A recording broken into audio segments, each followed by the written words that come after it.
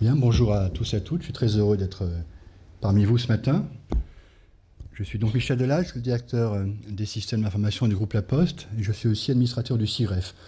Le SIGREF, c'est le club informatique des grandes entreprises françaises qui rassemble les 130 plus grandes entreprises et qui a fait de la transformation numérique d'entreprise le thème central de ses travaux. Et en particulier, la question de l'accessibilité numérique est une question qui est évoquée, bien sûr, très régulièrement au sein du SIGREF. Mais ce matin, je parle au nom de La Poste pour vous apporter un témoignage, très simplement, de ce que La Poste a engagé dans ce domaine-là depuis quelques années. Et on est, à mon avis, au début du chemin sur cette question de l'accessibilité. Donc, quelques mots d'abord pour vous rappeler, pour ceux qui ne connaîtraient pas ce qu'est ce groupe La Poste en France. C'est une entreprise publique, c'est devenu une société anonyme il y a maintenant 3 ans, mais à capitaux publics, l'État, la Caisse des dépôts, et avec à son conseil d'administration des représentants des actionnaires, mais aussi de nos personnels, mais aussi des usagers, mais aussi des communes. Donc un grand groupe de public, avec 4 missions de service public qui ont été confirmées en 2010. La première mission, c'est ce qu'on appelle le service universel postal, c'est-à-dire le fait que nous devons collecter et livrer le courrier en tout point du territoire français 6 jours sur 7. La deuxième mission, c'est celle qui porte sur le transport et la distribution de la presse, donc qui est une mission démocratique très importante en France. La troisième mission, c'est celle qui touche à l'aménagement du territoire, puisque nous devons maintenir 17 000 points de contact physiques avec les Français, les bureaux de poste et les partenariats que nous avons par ailleurs.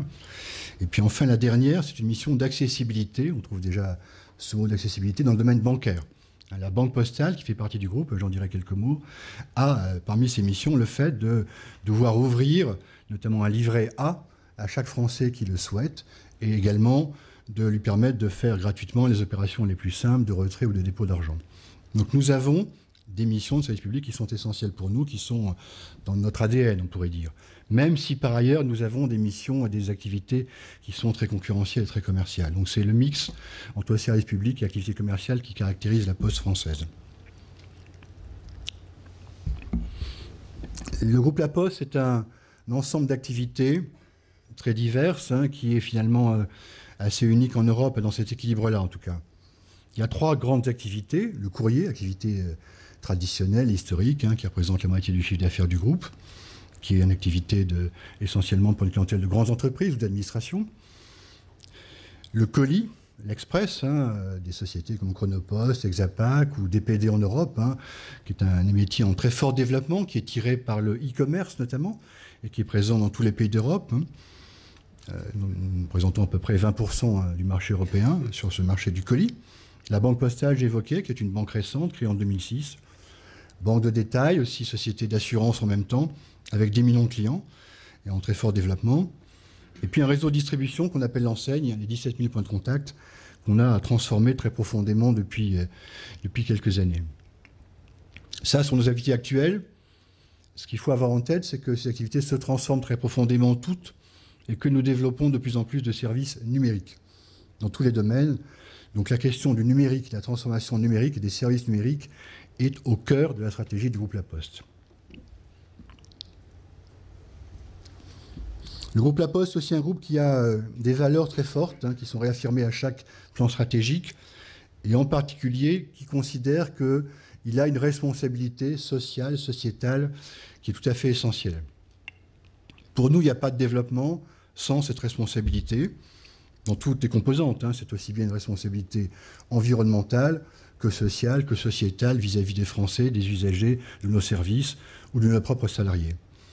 Donc il y a dans chacun de ces domaines des politiques qui ont été définies, il y a des engagements qui ont été pris, qui sont pris vis-à-vis, encore une fois, des populations, des salariés, des usagers, et donc une volonté extrêmement forte de conjuguer à la fois performance économique, qui est indispensable pour se moderniser, et responsabilité sociale de l'entreprise. Et la question de l'accessibilité au sens large fait partie de nos valeurs. Nous avons un ensemble de valeurs, comme chaque grande entreprise. Celle de l'accessibilité au sens très large du terme fait partie des valeurs constantes du groupe La Poste. Précisément, cette notion d'accessibilité, on peut la décliner de bien des manières. Quand on est un groupe de services comme l'est La Poste française, C'est d'abord une accessibilité des services numériques, j'en dirai quelques mots, qui sont de plus en plus nombreux. On a un très grand nombre de sites Internet, évidemment. On a de plus en plus d'applications sur mobile. Donc la question de l'accessibilité de ces services dans toutes ces dimensions est de plus en plus importante, puisque la Poste est une entreprise de plus en plus numérique, je l'ai déjà dit. La question de l'accessibilité des automates. Dans les bureaux de poste en France, il y a de plus en plus d'automates pour le courrier, pour les opérations bancaires. Leur accessibilité à tous les publics est aussi pour nous une question clé. L'accessibilité physique, évidemment, des bureaux de poste est tout à fait importante, avec beaucoup de travaux qui ont été engagés depuis des années pour que ces bureaux soient accessibles. Ça n'est pas terminé, c'est en cours. Et pour que les automates aussi soient accessibles dans ces bureaux de poste à toutes les personnes, quels que soient les handicaps qu'elles peuvent avoir. L'accessibilité bancaire, je l'ai déjà évoqué, c'est au cœur des missions de la Banque postale. Et puis enfin, des questions d'accessibilité tarifaire, puisque nous avons la volonté d'offrir des tarifs dans tous nos produits qui soient accessibles à tous. C'est vrai pour la banque, c'est vrai pour la téléphonie mobile, qui est un service que nous avons lancé il y a maintenant 2 ans, une nouvelle activité avec là aussi un forfait social dans ce domaine-là.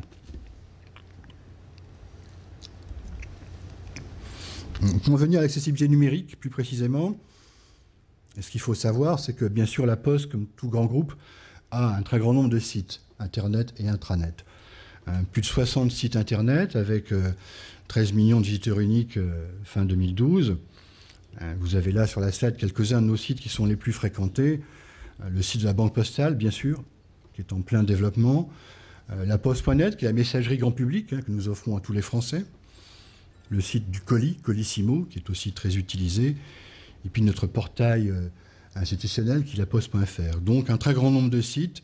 Donc vous imaginez la complexité de faire en sorte que tous ces sites soient en permanence accessibles. Et puis sur la partie interne, un très grand nombre de sites intranet cette fois. Vous voyez plus de 150 sites intranet de toute nature qui permettent de donner beaucoup d'informations à l'ensemble des 260 000 postiers du groupe. Donc ce qui se passe dans le domaine de l'accessibilité numérique à la Poste, c'est qu'il y avait bien sûr depuis plusieurs années des actions, des projets dans ce domaine-là, mais qu'il y a eu en 2011 une volonté très forte du groupe, au plus haut niveau de l'entreprise, d'accélérer cette transformation, et de manière assez volontariste.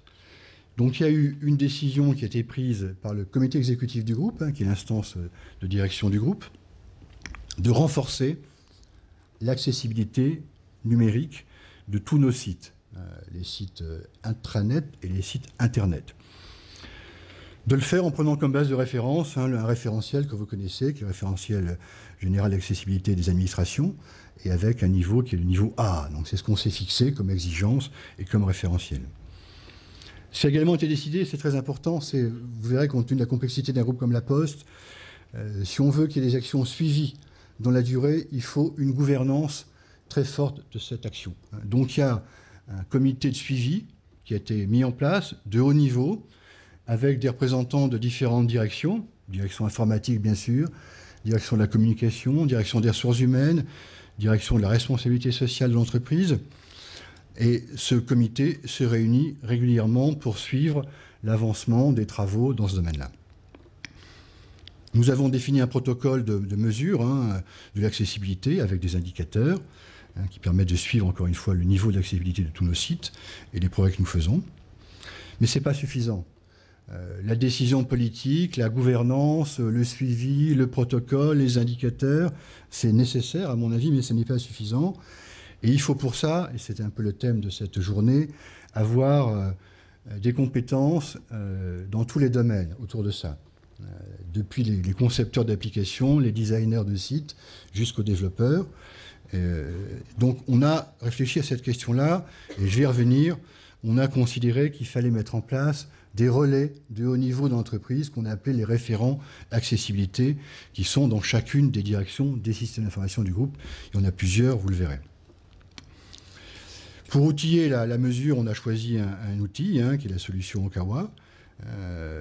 Et puis on a engagé, et j'y reviendrai aussi, un ensemble de cycles de formation et de sensibilisation à l'accessibilité, qui s'adresse à la fois aux usagers en interne des applications des sites intranet, mais aussi bien sûr à tous ceux qui, depuis la conception jusqu'à la réalisation, travaillent sur les projets, les applications informatiques ou les sites internet du groupe. Donc des cycles de formation qui sont engagés depuis l'an dernier, qui vont se poursuivre.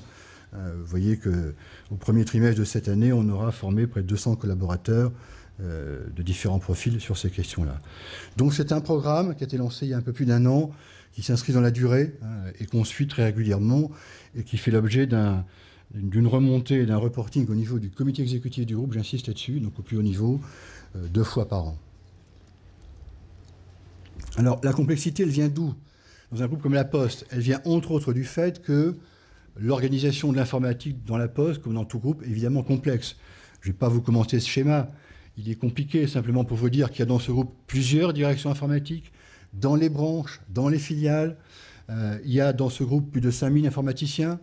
Je ne parle même pas des prestataires, je parle de ceux qui sont des postiers, 1200 chefs de projet, et nous avons 8500 applications. Donc la complexité, c'est comment fait-on en sorte que cet ensemble-là, plus nos partenaires, plus les sociétés de services, plus les éditeurs logiciels, tout l'écosystème qui contribue à bâtir les systèmes d'information, soit en permanence sous tension, sous l'angle de l'accessibilité numérique des applications. D'où l'idée et la décision qui a été prise de créer ces référents accessibilité numérique. Il nous fallait des relais puissants, du haut niveau, reconnus, formés, compétents, qui portent cette politique dans l'ensemble du groupe. Donc nous avons décidé de mettre en place ces référents. Ils sont dans les DSI, ce sont des cadres de haut niveau qui ont été formés. Ils ont 3 rôles finalement. D'abord, ils constituent en eux-mêmes un réseau, le réseau des référents. Il y en aura sans doute une quinzaine dans l'ensemble du groupe. C'est-à-dire qu'ils se réunissent, ils partagent les bonnes pratiques, ils échangent entre eux, ils échangent avec l'extérieur du groupe, ils suivent l'évolution des normes, ils suivent l'évolution du marché, ils suivent l'évolution des éditeurs logiciels. Donc ils ont ce rôle collectif d'être une communauté active sur ces questions-là et ouverte sur l'extérieur. Deuxièmement, ils sont chargés d'organiser le reporting. Je vous ai dit que le comité exécutif souhaitait que lui soit remonté régulièrement un niveau d'avancement. Quel est le degré d'accessibilité de nos sites, nos principaux sites, Internet et intranet? Comment avance-t-on? Comment progresse-t-on? Donc ils sont chargés de faire ces remontées d'informations régulièrement sur les sites du groupe. Et puis enfin, et c'est le plus important, je pense, finalement, c'est qu'il leur appartient d'accompagner cette démarche dans l'ensemble du groupe.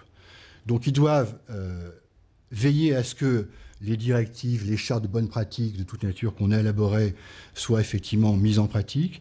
Ils doivent s'assurer que très en amont, parce que c'est essentiel, dans les projets, ces questions soient bien traitées. Ils doivent assurer du conseil méthodologique, technologique aux différents acteurs des systèmes d'information. Ils doivent assurer la conduite du changement.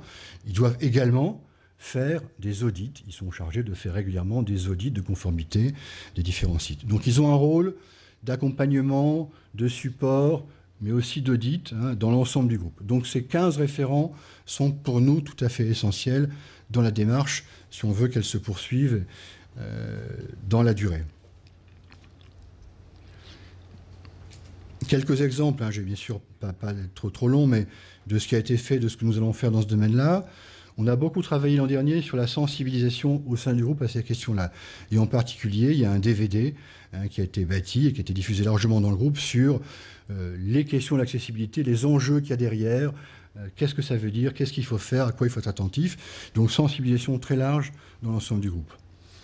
Autre exemple, c'est un site que nous avons lancé l'an dernier, un nouveau site qui est un site de recrutement qui permet à la Poste de recruter dans tous ses métiers des postiers.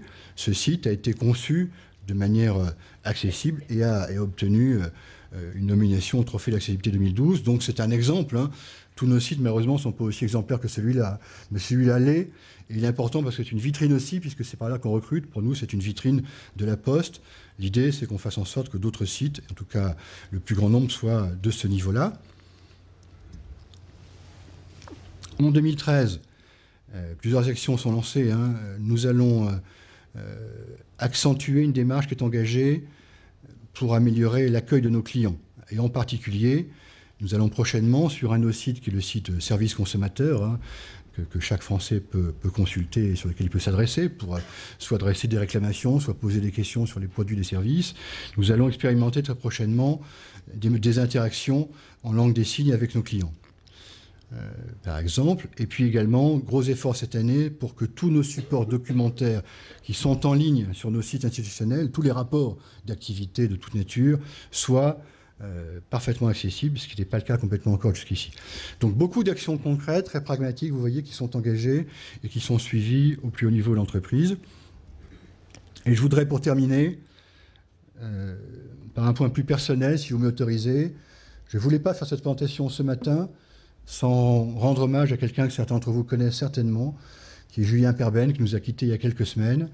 Julien, c'était un collègue, c'était un ami aussi pour moi, qui était à la Poste depuis 2004 et qui avait beaucoup œuvré pour faire en sorte que le handicap soit mieux compris au sein du groupe La Poste, et en particulier qui a beaucoup travaillé sur l'accessibilité de nos sites web, internes et externes.